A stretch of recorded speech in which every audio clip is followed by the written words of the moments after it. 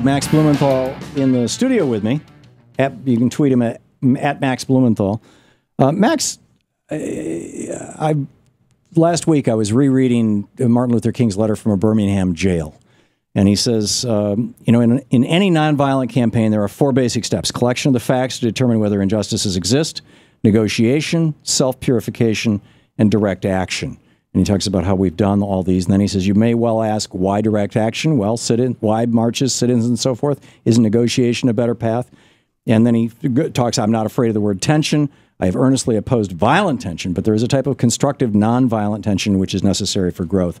What do you say to folks who say, the Palestinians have been dealt a bad hand. They got their land ripped off by the United Nations. It wasn't their idea. And the Jews who came to live in Jerusalem or in Israel, they didn't say, take that Palestinians' land. This was something that was put together by the UN. And therefore the Palestinians need to be a little more, nonviolent. Why don't they follow the examples of Gandhi or Martin Luther King? There is a massive nonviolent campaign in Israeli prisons waged by Palestinians right now. One of the leaders of this campaign is Mohammed Alam, who has just come out of a coma after a 68-day hunger strike and vowed to continue. He's chained to his bed, and he will not be released by Israeli authorities. He's being held without charges under administrative detention. Before him it was Khadr Adnan, who's defeated Israel twice with his stomach, waging hunger strikes of over 60 days because he keeps getting detained without charges, just as Bobby Sands and the hunger strikers in Northern Ireland were. And Mohammed Alam could die. And there are protests across Palestine, even inside Israel. Palestinian citizens protested outside of his prison and were brutally attacked by Israeli police. The Palestinian Gandhis are right in our face. They're demonstrating in villages like Na'alin and Belin and Nabi Saleh, and they're rotting in Israeli military prisons. Some of them are as young as 13 years old. They're pulled out of their beds for protesting the theft of their land at night and thrown in jail and brought before a kangaroo court where the conviction rate is 99.97%. I've witnessed those proceedings. I described them in my book, Goliath. And so we have all these columnists who are basically devoid of cerebral activity, like Nicholas Kristof or Thomas Friedman, who constantly call for Palestinian Gandhis to come to the fore. But when they do, as they have since 1948 and before, they're ignored. And these columnists and our opinion makers and our politicians, our political class, do nothing for them. And so if you're gonna say you support Palestinian nonviolence, then come out and support it, because it's right there in your face. What is the solution? I mean, you've been there, you've seen it, you've seen the horrors of it, and all the way back to your childhood when you took the birthright tour, the Israel. Let's visit Israel and see how wonderful it is. Yeah. You've seen the whole thing. What's the solution? What should the United States be doing? What should our viewers and listeners be conveying to their legislators as, you should support this? Well, I diagnosed the problem. The problem is institutional discrimination or apartheid.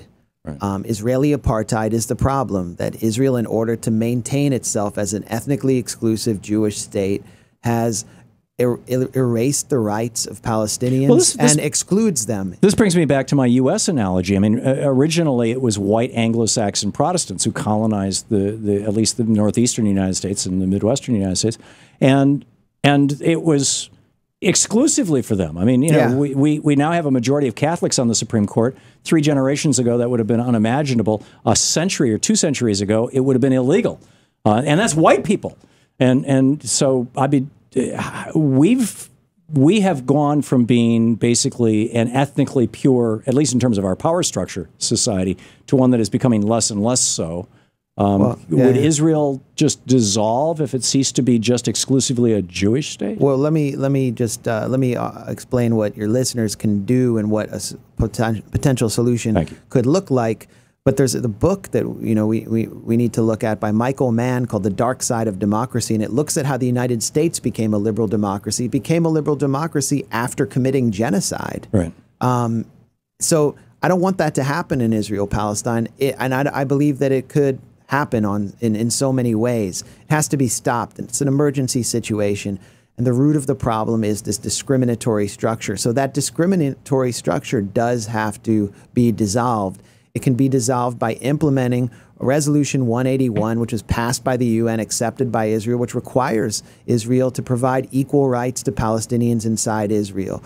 Resolution 194, which was accepted by Israel, deceptively so, but nevertheless accepted, which requires Israel to provide the right of return to Palestinian refugees. We don't deny the right of return to refugees in Congo, in Bosnia, or anywhere else. It's only here.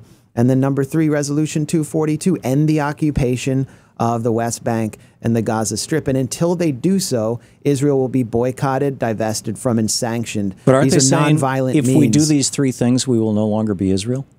They can be Israel. Why can't they be Israel?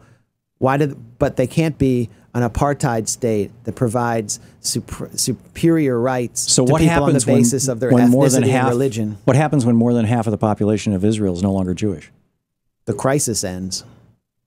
The crisis ends, and the misery of these millions of people. So what happens if that majority decides to flip it the way that Patrick Henry was so terrified of, and say, okay, you know, now it's the Jews who are going to go live in Gaza in the prison camp? Well, we are still indulging white fears in the United States about African Americans, and this is really what's behind police terror. This is what the Black Lives Matter movement is trying to reverse. We shouldn't indulge these same kind of fears in order to prevent the resolution of a crisis that's been going on for almost 70 years. Let's stop reinforcing the bloody status quo and start looking towards actual democracy. Brilliant. Brilliant. Max Blumenthal, his new book, The 51-Day War, Ruin and Resistance in Gaza. And Max, thanks so much for being with us. Thanks for having me. Great talking with you.